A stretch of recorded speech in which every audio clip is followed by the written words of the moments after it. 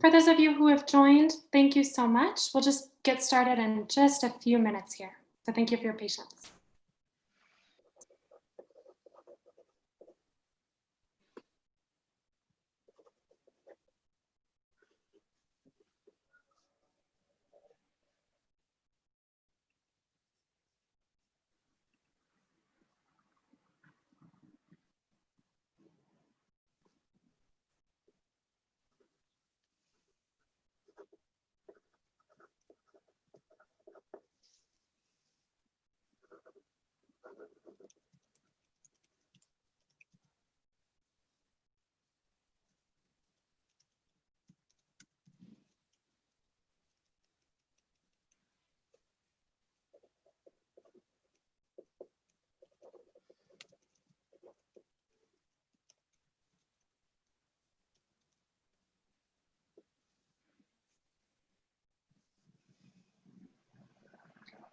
Thank you so much to everyone who has joined us. We'll be starting in just about 1 minute here.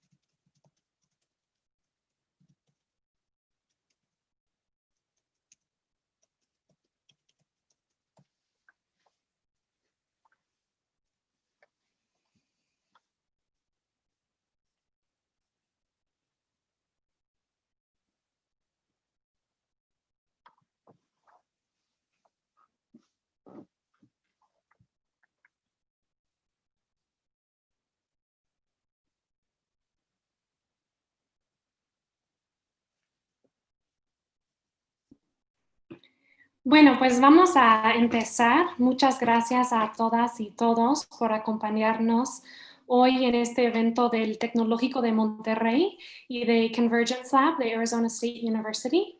Mi nombre es Mia Armstrong y soy la coordinadora de Convergence Lab, que es una serie de eventos que normalmente organizamos en la Ciudad de México.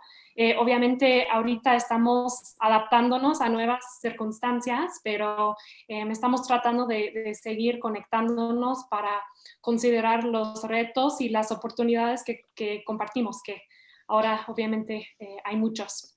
Entonces yo soy egresada de ESU, pero también estudié un semestre en el Tec CCM, entonces me identifico como borrego Sun Devil, así que pues estoy muy contenta de tener esta colaboración hoy con el Tec. Y bueno, les quiero pedir una disculpa porque normalmente todos nuestros eventos son completamente bilingües, pero en este caso hoy vamos a estar hablando en inglés y desafortunadamente no contamos con interpretación. Pero para nuestro próximo evento en septiembre ya la vamos a tener. Entonces ahora voy a cambiar al inglés. So for those of you who didn't catch that, thank you so much for joining us. My name is Mia Armstrong and I'm the coordinator of Convergence Lab, which is an Arizona State University project dedicated to connecting our university community and our state and different individuals around the country in the US with collaborators and partners in Mexico to consider shared challenges, to innovate toward common solutions, and to really build a better shared North American future. So it's really an honor to be able to host this event today in collaboration with El Tecnológico de Monterrey. They're a really great friend and ally of ASU in all sorts of different projects.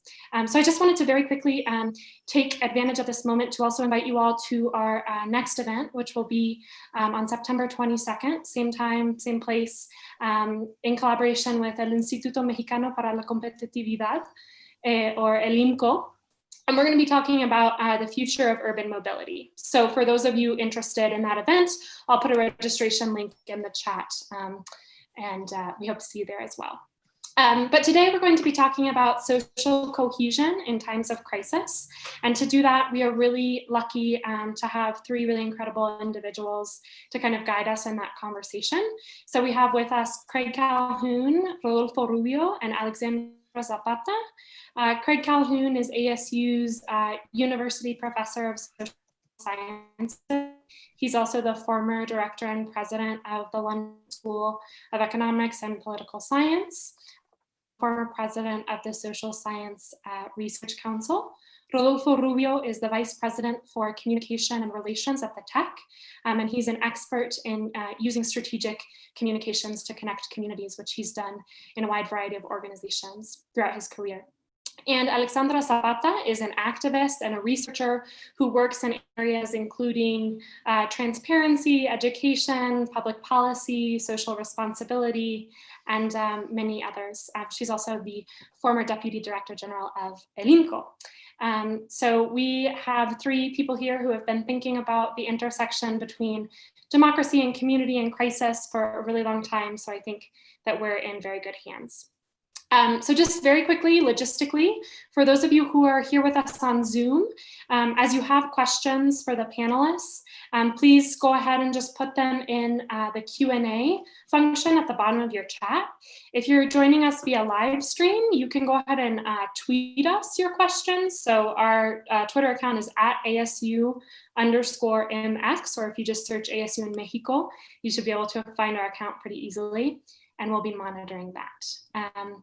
But actually, to start us off here, we have a question for you all who are joining us via Zoom.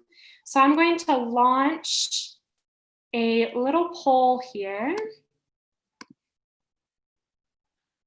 So you should be able to see the poll on your screen. So the question is, has the COVID pandemic brought people closer together or driven them apart? And the answers are obviously brought them together or driven them apart. So I'm going to give you all a couple minutes just to, or a couple seconds, shouldn't take minutes, but a couple seconds just to vote here on this poll.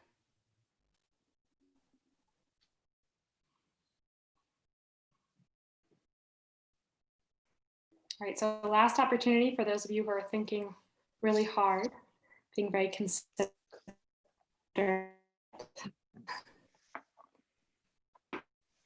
Okay, I'm gonna go ahead and end this poll, last chance.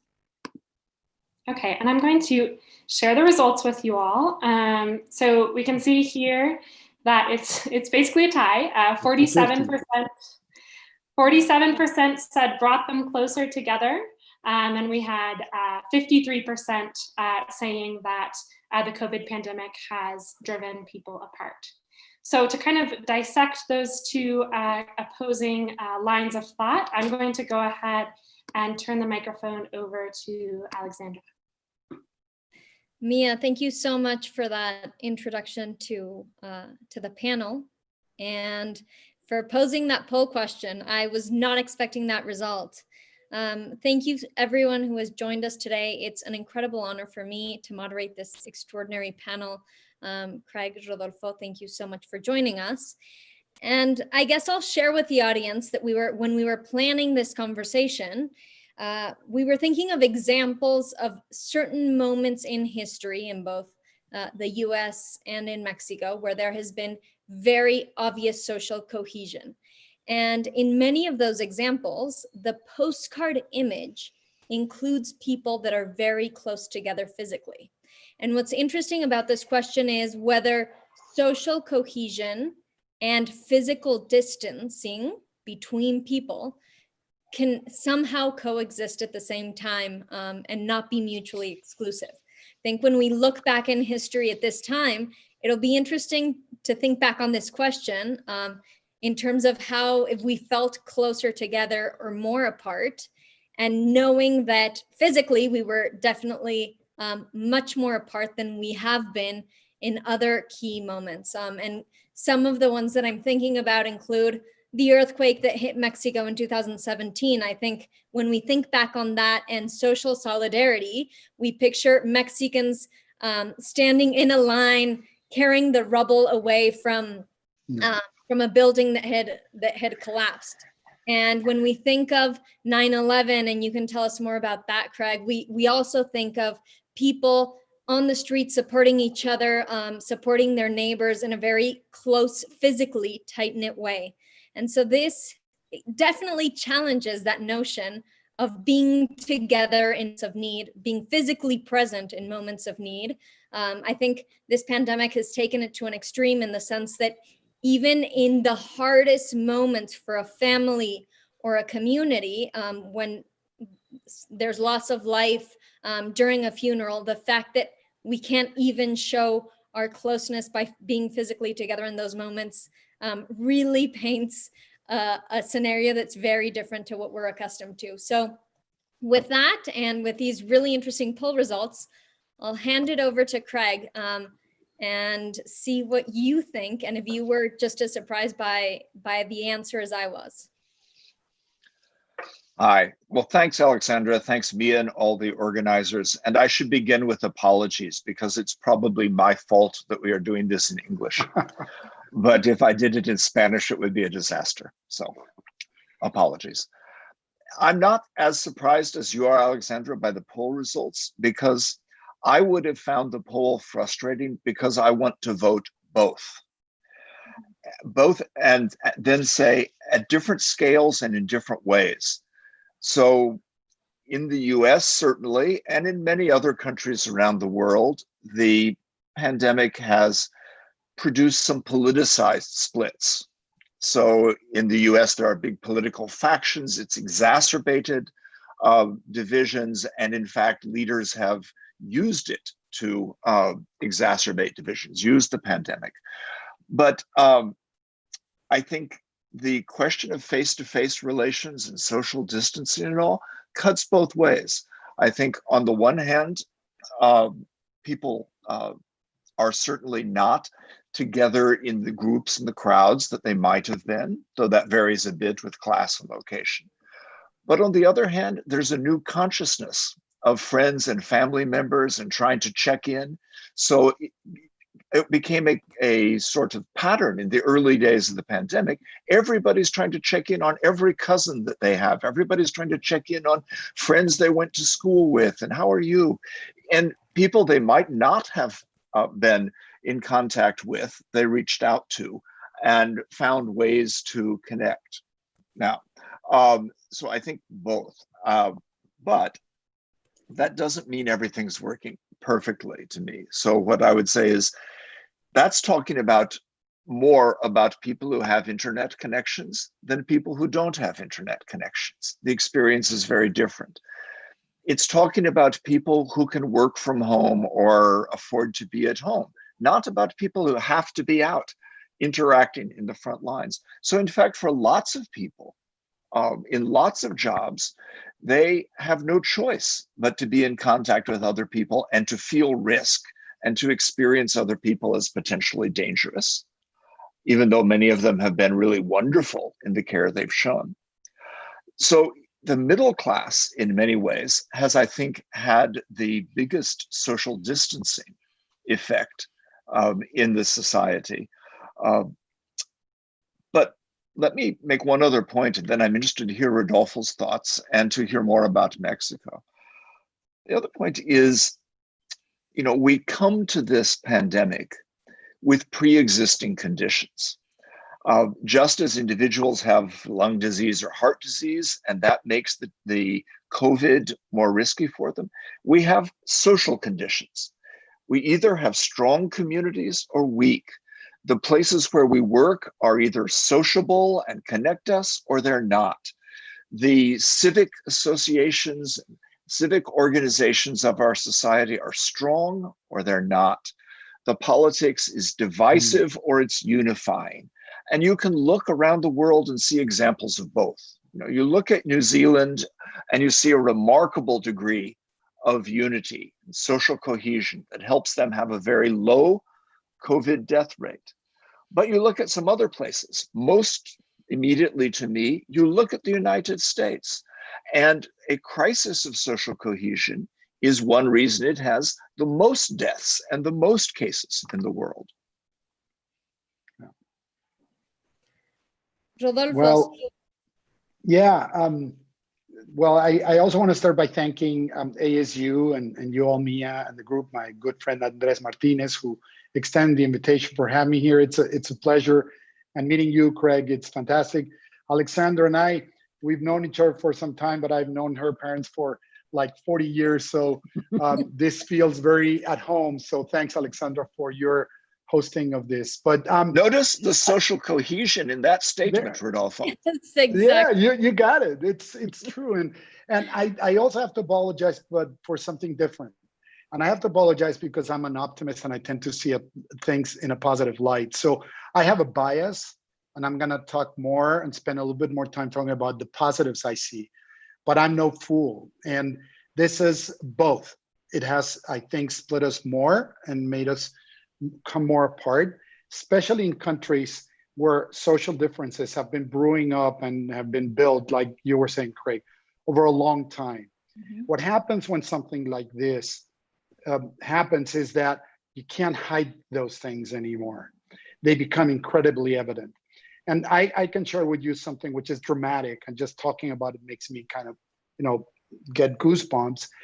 I have very close numbers. I can look at them, very real numbers about patient mortality, COVID patient mortality by hospital type. And when you look at the hospitals that are public hospitals, which basically cater to a population that has no other choice, versus what you look at in private institutions, the differences are abysmal. So how can something bring us apart when some people are experiencing, those of us who are fortunate to able to have access to certain services, how we experience sickness and even death versus how other people are experiencing it, the ones that have not had access to the benefits that are the system that we've all subscribed to was supposed to give us all. So that has definitely just shunned the light on the difference and those things that make us different. Now, on the other side, like you were saying, it depends what circle you're looking at. But in closer circles, in people's and humans, more closer circle within that reality, this has brought us incredibly together. And it's not only internet and technology, which of course is a fantastic tool to get us together, but it's not even that. Even some families, very low-income families that don't have that access, what they're using, they're going back to their cultural heritage of togetherness, the strength of the family in Mexico, and they're hunkering down together. So what's happening is that people are traveling at the beginnings of this thing, because this is not like the earthquake, Alexandra, which it surprised us all. And then this natural reaction of coming together sprung to the surface. This was different. We started hearing about it, reading about it. We supposedly were able to prepare. Well, in a very strange way, all families started preparing. What you started seeing is a lot of travel by bus, by taxi, just moving people within our huge cities or within the country for families to wanting to be together. So they were not going to have internet because they didn't have Zoom, but they're maybe living in more uncomfortable quarters, but they're more together and they're suffering together. They're facing their non-options, Craig, like you say, of having to go out there together. And so that has happened. And then in other circles. Sorry, just a quick question. Yeah. Do you think it's different when you have a short-term response in terms of coming out and showing your solidarity for something that is not short-term for many of the affected families, but an event that takes place in a period of time that's specific, versus COVID, which is now looking like we're in this for the long haul. And social cohesion is something that we're thinking about in a very different way than showing up for a week for victims of a tragedy. And obviously these victims are spread out in time, and there's a degree of uncertainty of whether you will be a victim as well at some point during this pandemic that isn't necessarily present in traditional or past tragedies that we've seen. Yeah, I mean, hurricanes, earthquakes, I think the most instinctive part of us humans comes forward.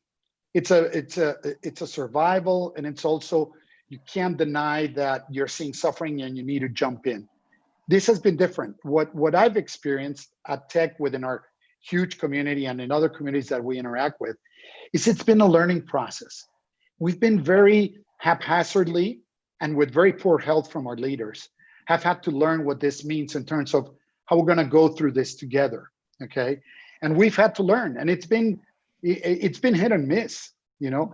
But I even see that, for example, in an office environment, there were 30,000 associates at Tec de Monterrey between teachers, faculty, and staff, and we've gone through different phases of togetherness in this process. But I can tell you one thing that has happened, and it's amazing. We are being more productive and achieve more in a shorter period of time than we had done in the past maybe 20 months. And when I ask myself, why? What happened? What happened that we came together so well? I think I have it clear. A common enemy that is affecting us all. So it was easy to know, who do we have to defeat? We have to defeat COVID. And it has many ways, that battle, but some on the health side, some in hospitals. We have to beat COVID. The other one is we're equal on Zoom. The screen is only that big. I don't have a bigger office than yours. I don't know how big Craig's office is, but I know he only fits in that little square, and it's just like yours. We're all equal in here. Mm-hmm. And then the other thing is the stupid barriers that we create around work and collaboration in general vanished. And because we're within our own constraints. So that basically what it did is increase collaboration. I see us collaborating better than I had ever seen before. And I see that in other elements of society. My theory is, in the aggregate, that brought us together more within these groups, with the tragedy of the total apart that our social differences mean in our countries. Rodolfo, let me challenge you on one point that you mentioned. And in a sense, I think you're right. We're all equal in facing this pandemic, and we're all facing this common enemy. But at the same time, I want to come back to something that Craig said in his first intervention. And that is, the truth is that we're not all facing it in the same way. Oh, no. And the communities are facing it in very different, facing different challenges and to different degrees. And I think that one of the things that has become obvious in this crisis and that we need to recognize is that the inequality that was pre-existing in our society is now being exacerbated. Exacerbated. Absolutely. And that poses a whole different degree of challenges. So, challenge accepted. You're right. I meant within the social groups is where we've come together, but not between social groups. Actually, we're living this totally different way. Well, let me jump in on that a little. I have the same problem of being an optimist, but not completely in this particular case. So I agree with the point that we've got solidarity inside groups, but I think that cuts two ways too.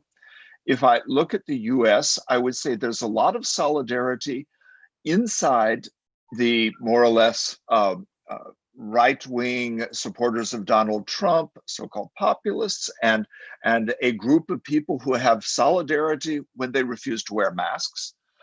And there's a lot of solidarity among liberals and Democrats who are determined to defeat Trump and Biden to win inside their group. So the solidarity inside groups sometimes exacerbates the fighting between groups. And at least in the US, we have a very hard time building bridges. At the university, I think I would say for ASU the same thing you said for tech, but with a qualification.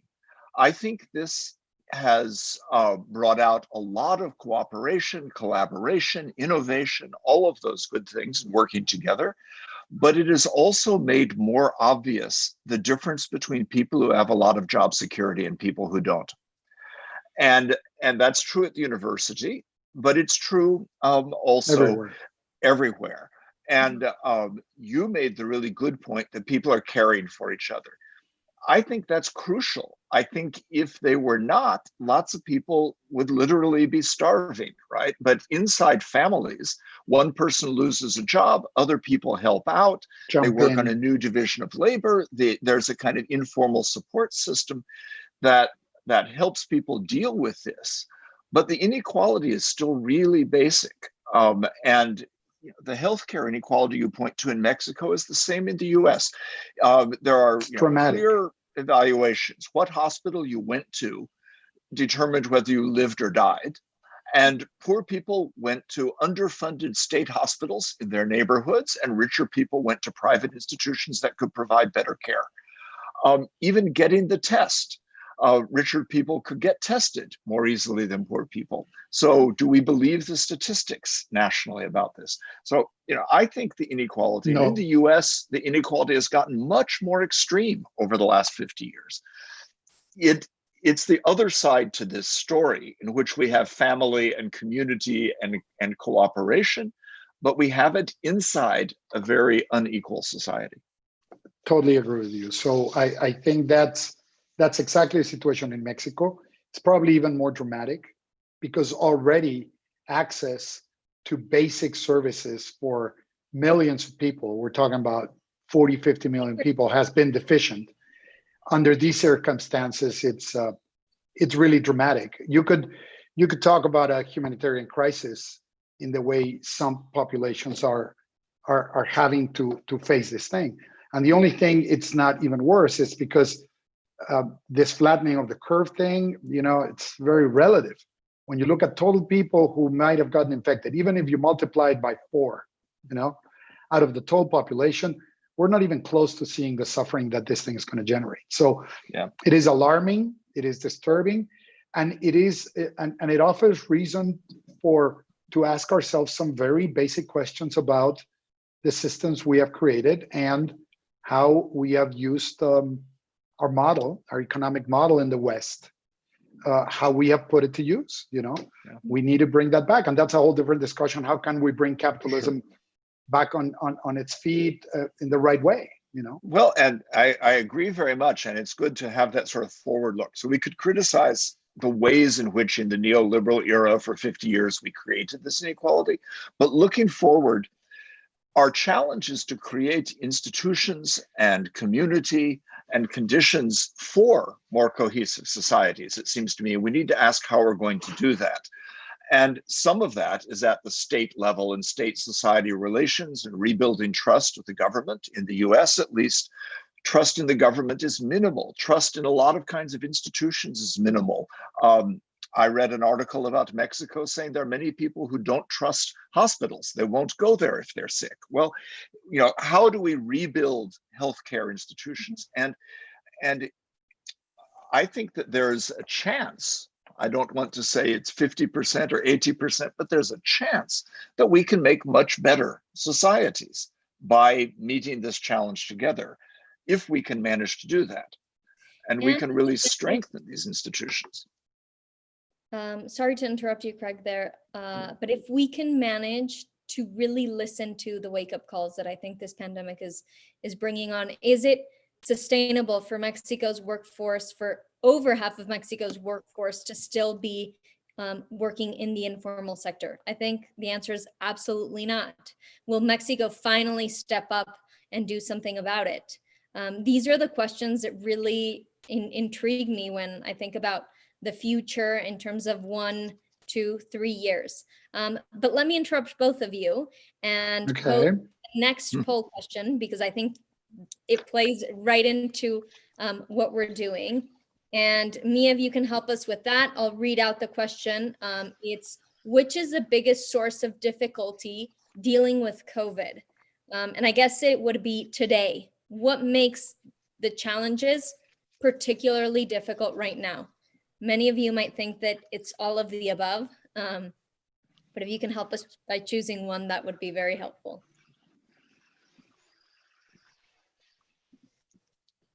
And so those of you who may be joining us on live stream, the options are weak institutions, inequality, corruption, and poor government leadership.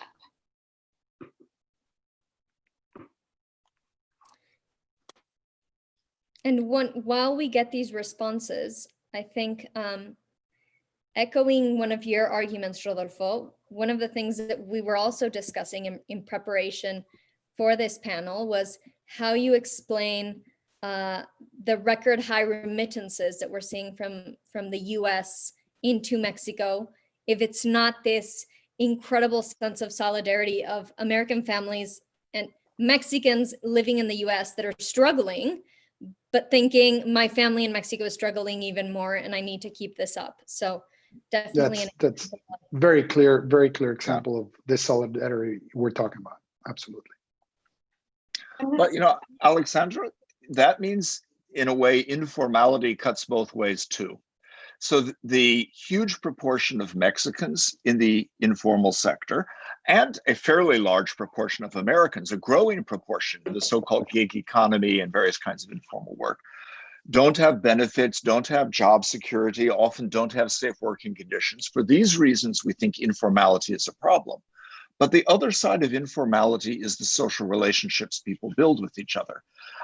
And they work in their communities, in their families. They don't leave their families necessarily to go to work. And so it cuts both ways too. Yeah, absolutely. And that gets me back to this more cohesion within the groups, which we're discussing before, you know.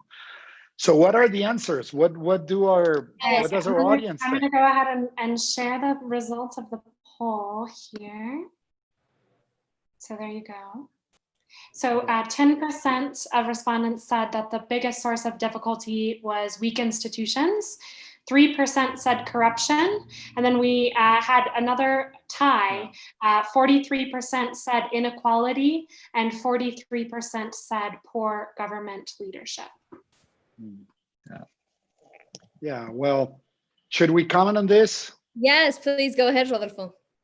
I'm not surprised. Again, I would agree. I think I would have answered the same. Actually, I think it's all of the above. The thing is, and Craig was talking about this a little bit before, some things are not the making of what's happening today, but have been in the making for a long time.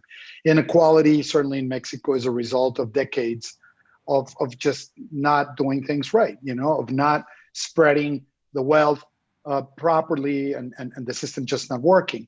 So that is that. And leadership, well, there's leadership along the time always, but I think you have to say leadership plays a key role.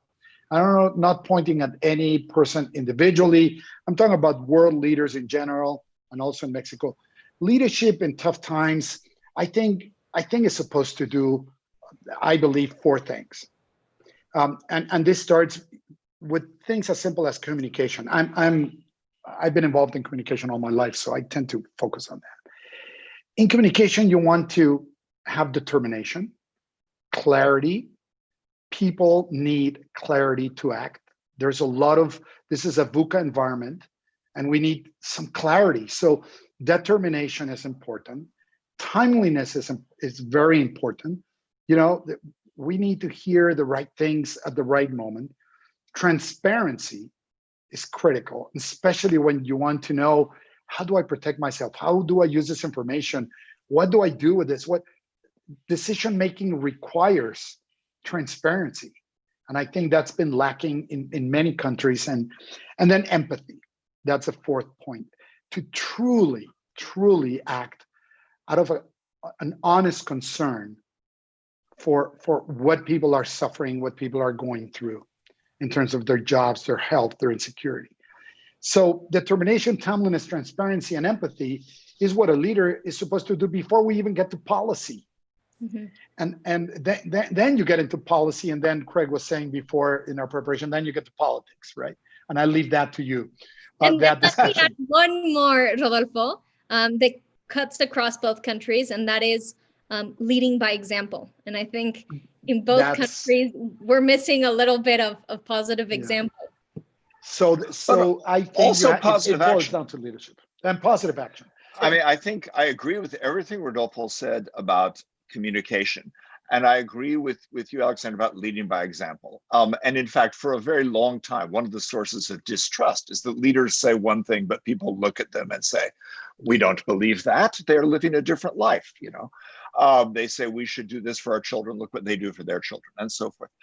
But in the context of COVID, there were some very important policy issues, like how do you stop or slow down the spread of the disease? Do you introduce orders for people to stay at home, to wear masks? Do you block travel and all of that? How fast do you do it?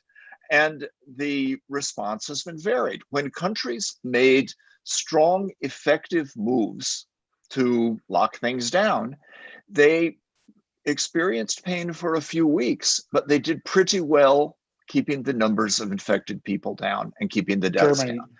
Germany is a good example. And you can, in Europe, you can compare to Britain. In the United Kingdom, they had a very slow response, and the government kind of dithered. It couldn't make up its mind. Oh, are we going to be like Sweden and try for herd immunity? Are we going to try to lock down travel? What are we going to do? And the result is they have a much higher death rate from COVID in many more cases. And that determination, that's what I meant by determination. You have to bite the bullet, do it, do policy.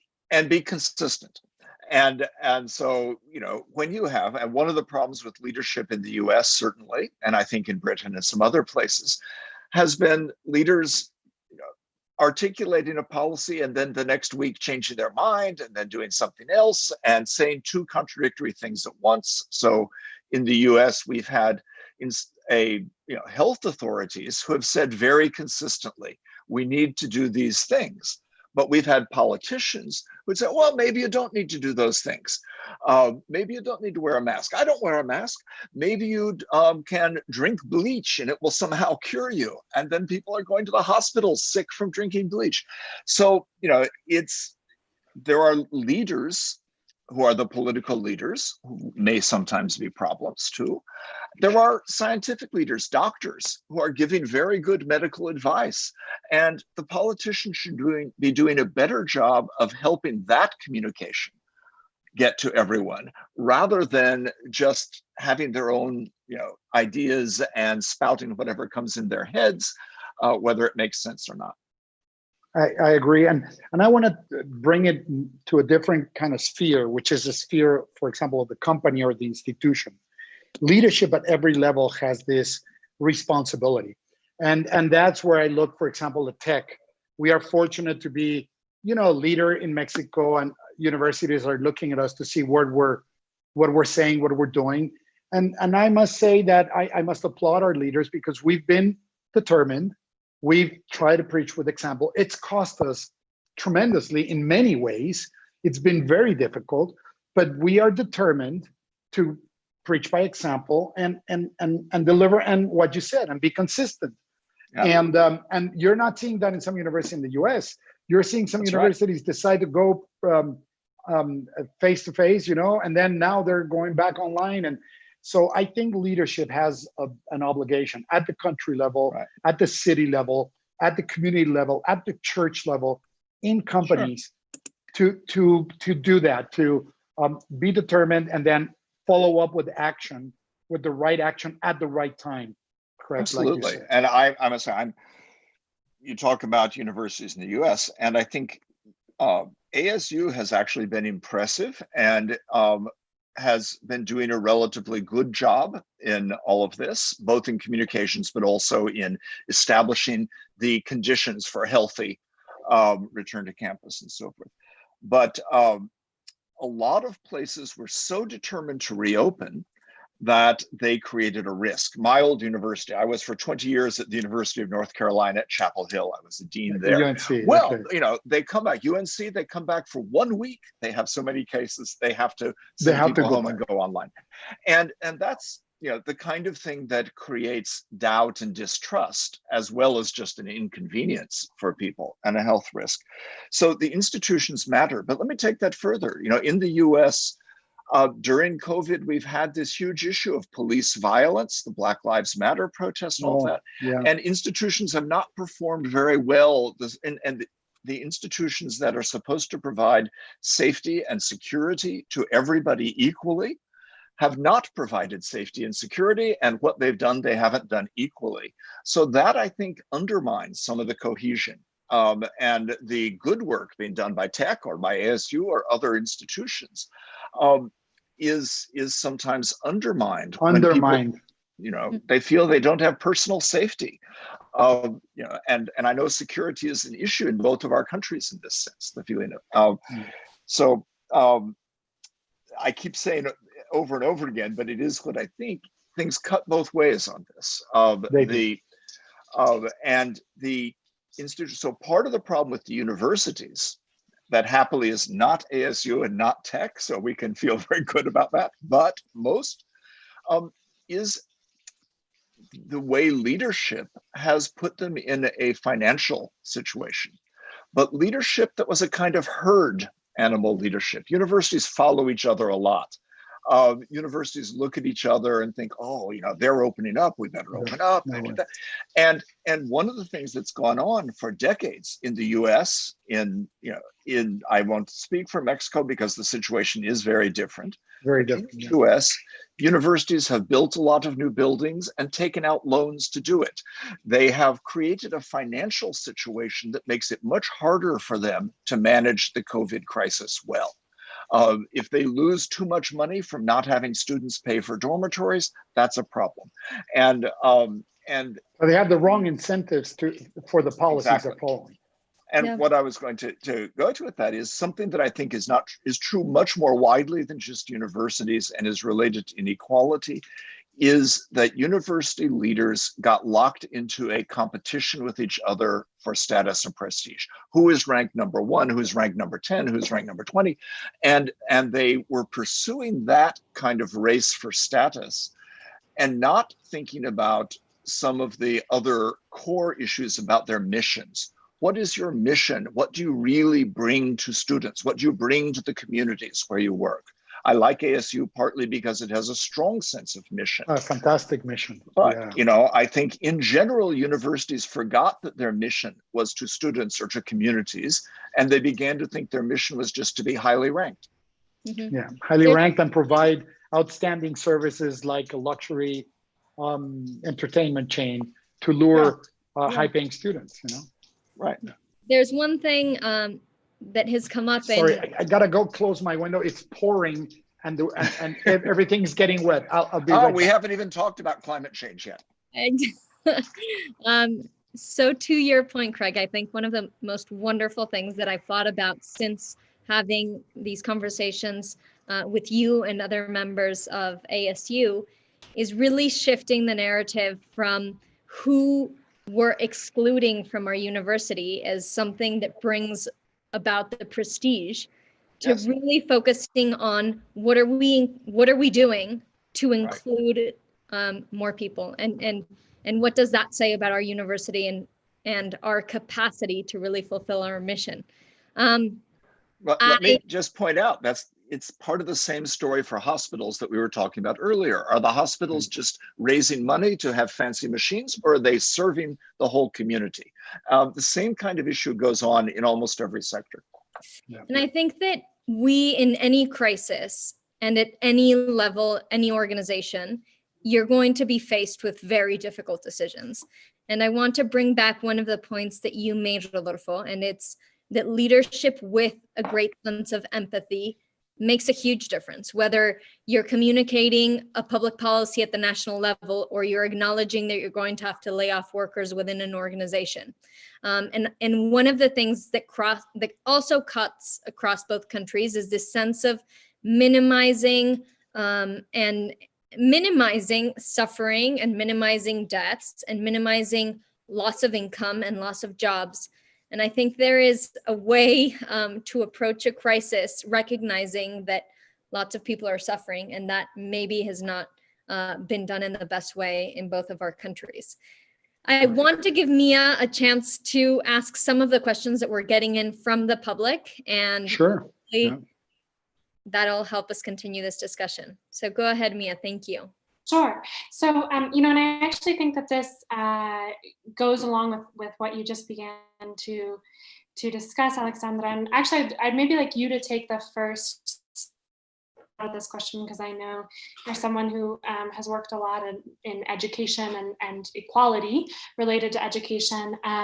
So this is a question from Ricardo Lopez, and he says, do you think the pandemic will accelerate our understanding of internet and technology access as a human right? And I think, obviously that intersects with a lot of the discussions that we're having in terms of the new normal of education, and then also just who can work and thrive and continue on in this pandemic. So maybe Alexandra, you want to take the first stab there.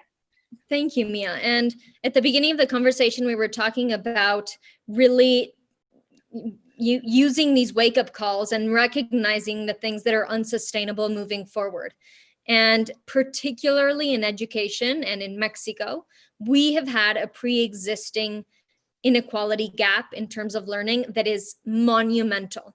And Mexico has been dealing at the same time with a technology gap that is just as important.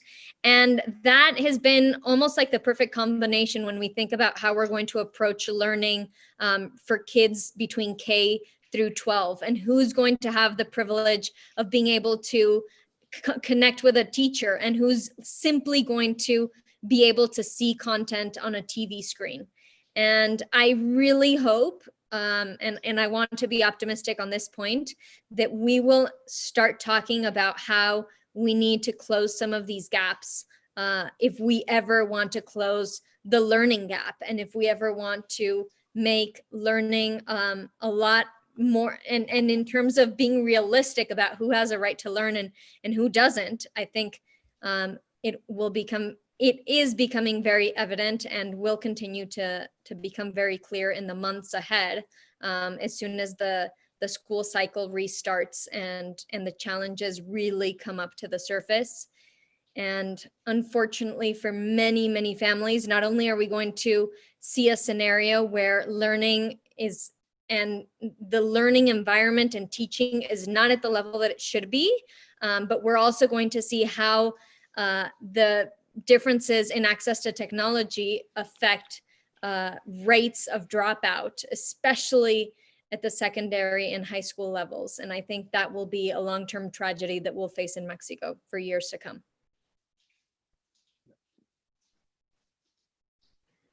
Right. So maybe, and I'm sure all three of you would have super interesting things to say on that point, but in the interest of trying to get to as many questions as possible, this is, I think, actually an interesting question of terminology. So it comes from Enrique Salazar, and he says, which one is correct?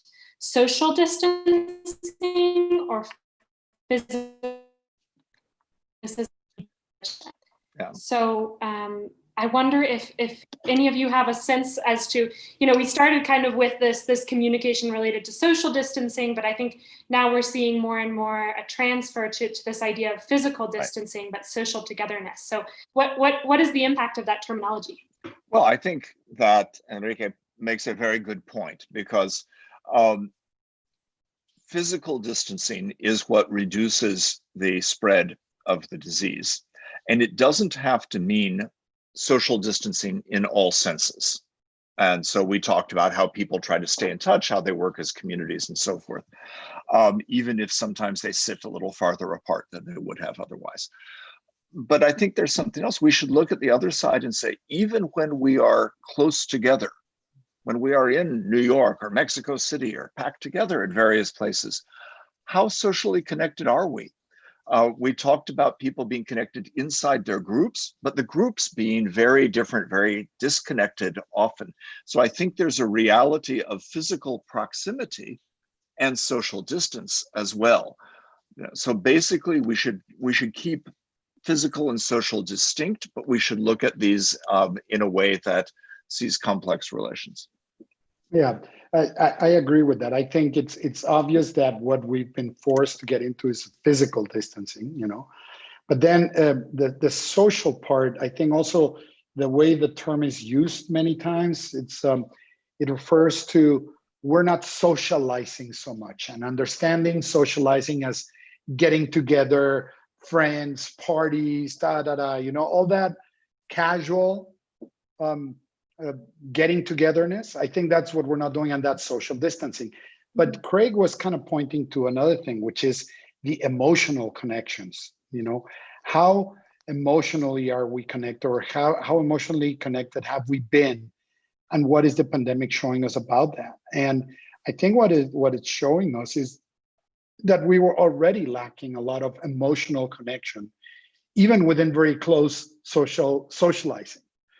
And I want to maybe go into another topic that I'm really very much into, and I feel very strongly about, which is the whole area of mental health and of our mental health within the conditions that are being created.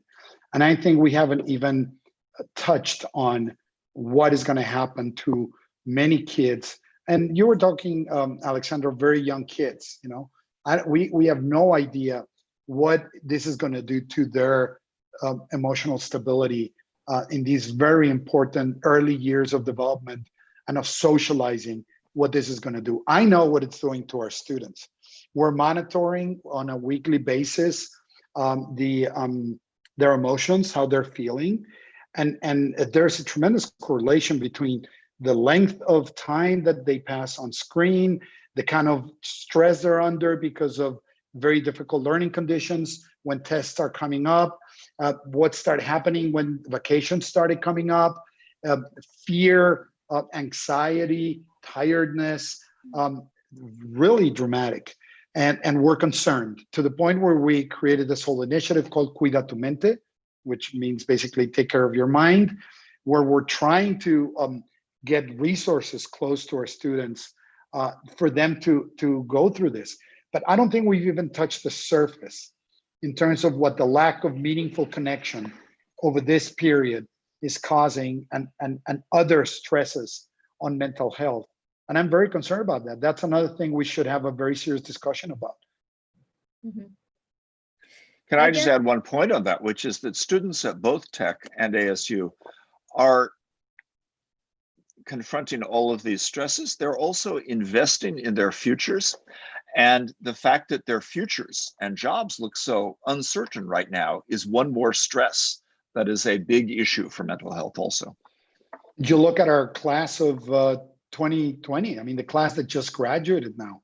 Imagine having invested, having taken out loans, which in the US is very important, or being on a scholarship, and then going into the job market right now. What does that do to a 23-year-old girl who had you know, such great illusions about what she wanted to do, you know?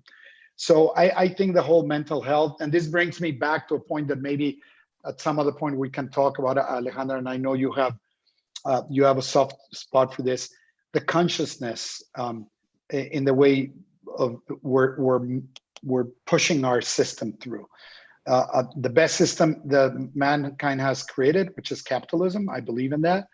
But what are we doing within that system, and are we conscious enough of the impact we have on others, on the environment, on the people that are not getting the benefits?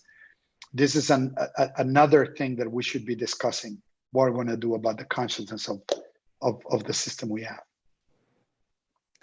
And as this is pushed to the forefront of discussion, I think it would also be interesting to get your insights on how you think this affects democracy at large. And the flip side of the question that was posed was, does being physically together in a tight space guarantee social cohesion? Does living in tight quarters guarantee that you will have a sense of community? And in many ways, the answer is no. No. So it's not having one, you can have one and not the other. I think having both is certainly important. How do you think that this plays into moments where capitalism is questioned in our countries, moments where democracy is being questioned? Do you think we'll see these issues coming up in the discussions moving forward? Craig, you want to tackle this one first? I'll jump in. I think these questions are already coming up. You know, these are the questions that someone like Alexandra Ocasio-Cortez is posing in U.S. politics, and they're necessary. So you can take a view of saying we need to move beyond capitalism, or you can say we need to fix capitalism. And then what's the problem we need to fix? In both cases, whichever way you're going to conclude about the future action, it's important to recognize that capitalism is not just one thing all the time everywhere.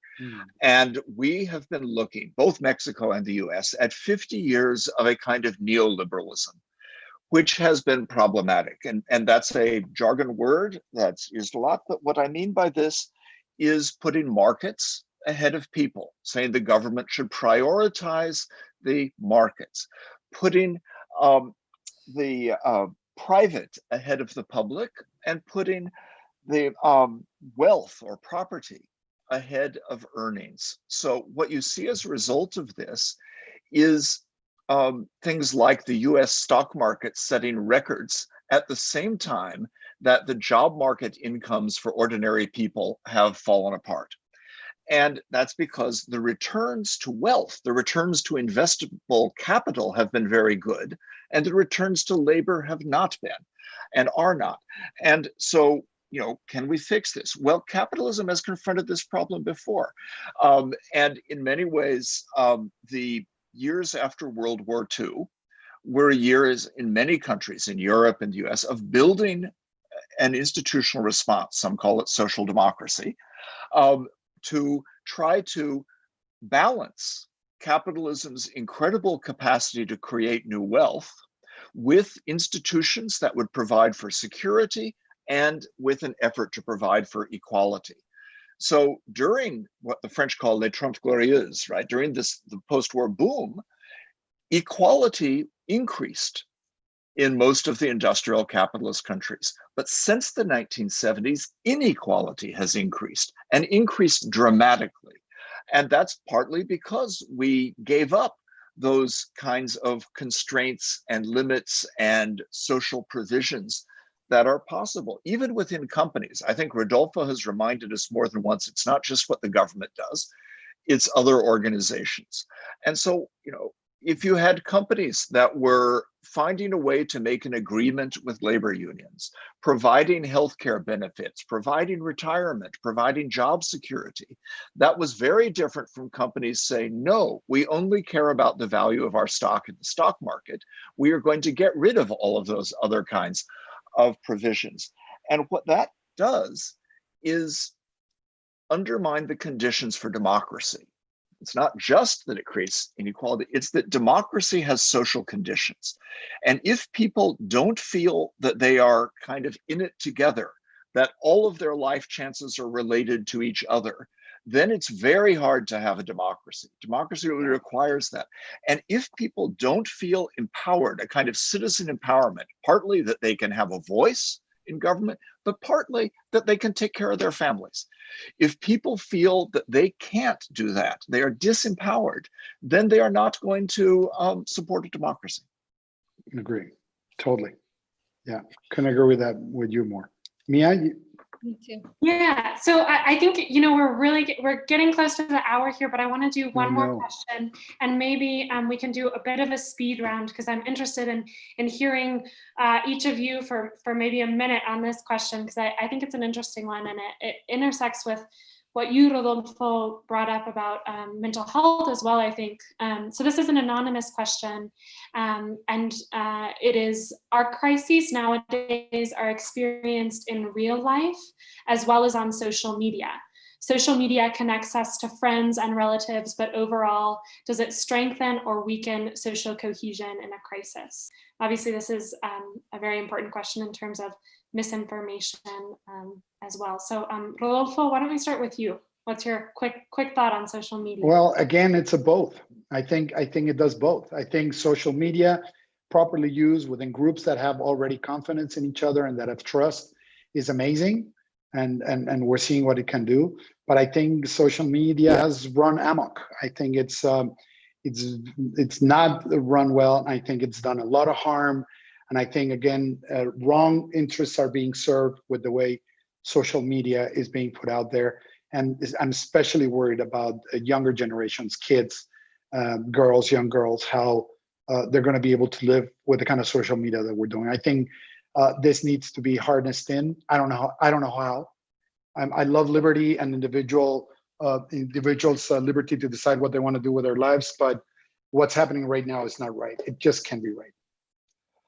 I agree completely with Rodolfo. I will only add that one question is, what can the social media companies do to help their technologies be used in good ways? They tend to take the position, hey, we just put the technology out there, we just give people a platform, then we wash our hands of everything else. I think that's not viable. Yeah. Agree. We're running out of time, Mia. I'll try to be quick before you move on to the wrap up, but I think that I'll try to be positive on social media, and I'll say that, to Craig's point, there has been a huge push to give more people a voice. And I think in terms of how we transform social media moving forward, because Rodolfo, I agree with you 100%. That's one thing that we should focus on keeping in terms of strengthening democracy and how making communication more horizontal and more democratic for all, instead of what we had before social media. And I'm sorry that we don't have more space for closing remarks. I just want to take advantage and thank all of you who tuned in. I also want to thank ASU for this generous invitation. What an honor. Rodolfo, Craig, thank you so much. It's been a pleasure. Mia, thank you. And if you want to wrap it up.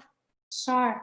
Well, thank you all three so very much. Thank you, especially Alexandra, for guiding the conversation in such a smart way. It is a ginormous topic, and we could talk for months. Yeah. The pandemic would be over by the time we finish talking. So thank you. It's been a lot of fun. Indeed. Thank you all. And thank you all for listening. I think a lot of times these conversations don't necessarily give concrete answers, but they open up lots of questions. And I think in that process, they help us build connections and move forward to a future that is hopefully gives us reason to continue being optimistic. So thank you all so very much. And we hope to see you in our next Convergence Lab event on September 22nd. Thank you. Thank you, Craig. Thank you, everybody. Yeah. Rodolfo, great to meet you. Great to meet you. It was fantastic. We'll meet again. Yes. I look forward to it. We need a part 2. Thank you so much. Bye-bye. Bye-bye.